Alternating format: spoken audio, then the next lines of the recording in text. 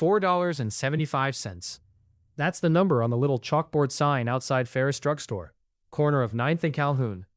Same sign, same handwriting, same smudge on the 7 for as long as you can remember.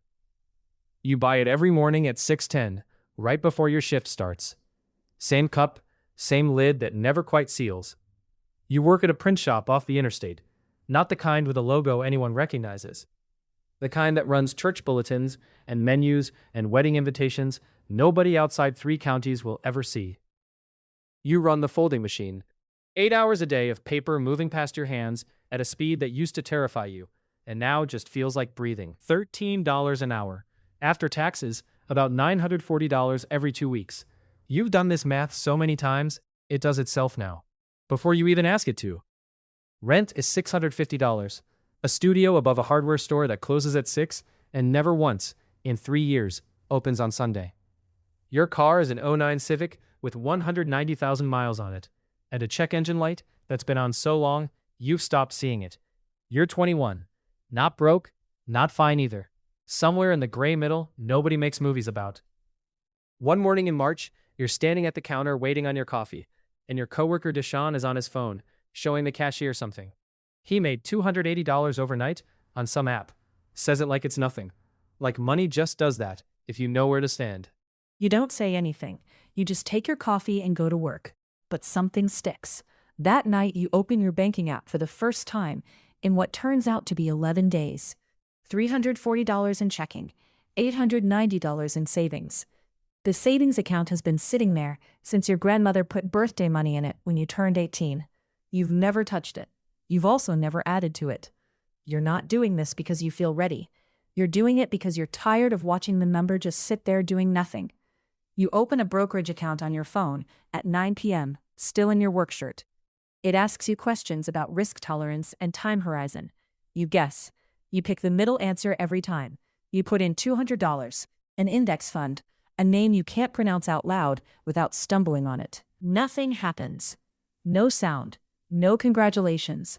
Just a number that used to say $8.90, now saying $6.90 in one place, and $200 somewhere you can't touch without paperwork and a waiting period.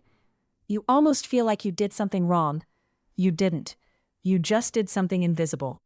For the next few weeks, you keep buying the coffee. Same time, same counter.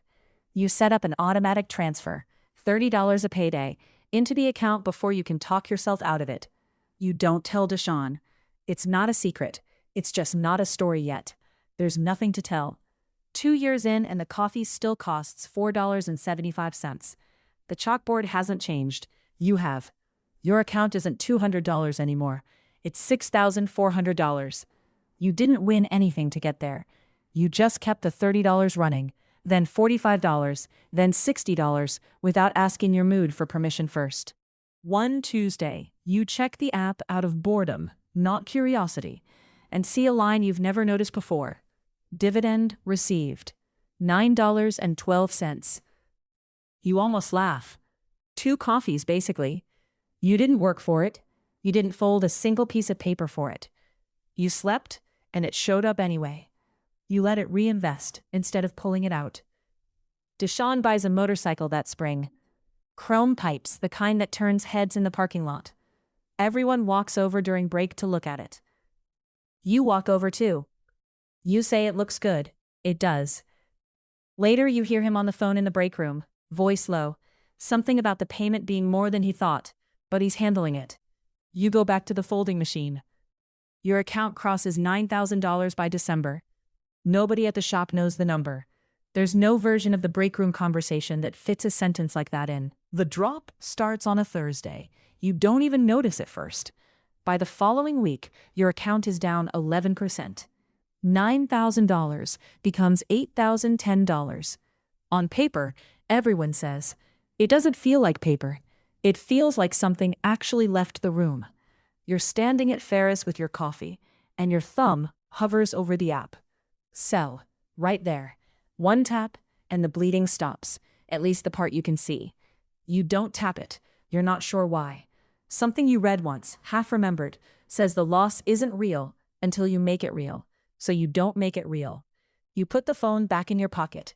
That week's automatic transfer goes through anyway. $60 buys shares at the lower price.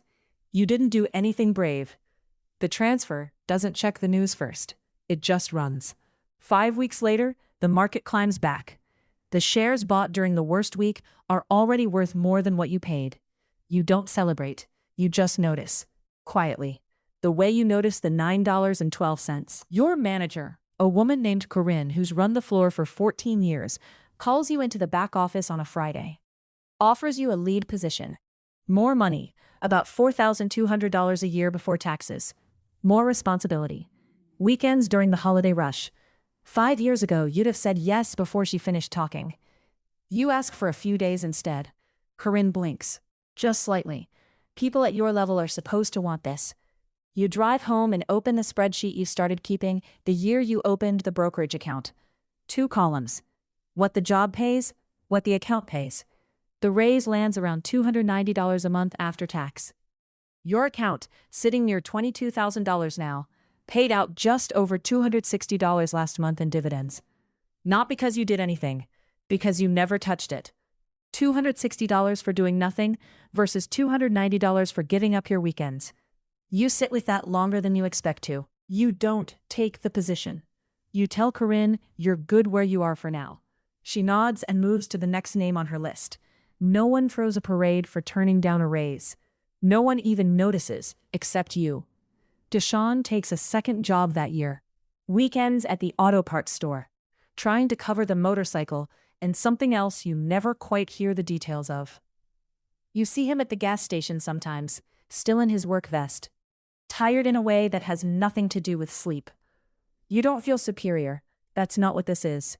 You just notice the shape of 2 different weeks sitting side by side, and you know which one you'd rather be standing in.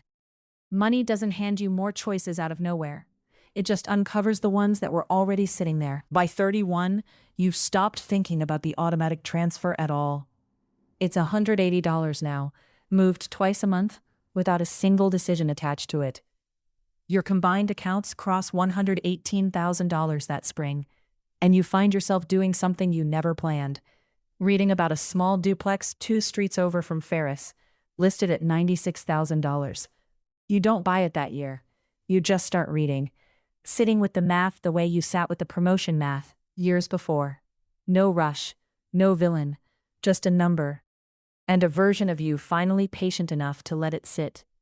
Deshawn's still at the shop, still funny, still someone you'd call at 2 a.m. if something went wrong. But the conversations don't really go there anymore. It isn't distance exactly. It's more like standing on a floor slightly above the one everyone you grew up with is still standing on. Close enough to hear them. Too far to really be standing there with them. You're 34, the morning you finally sign for the duplex. $96,000, down payment mostly built from money that grew while you weren't watching it. You move into one side, rent the other for $850 a month. The first month, a pipe bursts under the rented unit's sink. $310 out of a repair reserve you almost didn't build. You don't panic. It's just handled. By the following spring, your combined net worth, the accounts, the equity, the small cushion you never stopped feeding, crosses $210,000. You still buy the coffee some mornings when you're running late and don't have time to make your own. Still $4.75. Still that smudged 7. Though Ferris repainted the sign 2 years back, and somehow the smudge came back anyway. Here's what nobody tells you. At 21, standing at that counter, with $340 in checking and a grandmother's birthday money, doing nothing in savings. The number was never really about the coffee. It was never really about the 200, or the 30, or the motorcycle you didn't buy, or the promotion you didn't take. It was about a Tuesday. And another Tuesday after that. 13 years of Tuesdays where nothing dramatic happened, where nobody clapped, where the only thing that moved was a small number nobody else could see. You didn't get better at resisting things. You just built something that didn't ask you to resist anything at all. It just ran. Whether you were paying attention or not, whether you were scared or not, whether the coffee cost $4.75 or someday something more. Nobody warns you, that the whole story fits inside a chalkboard sign that barely ever changes.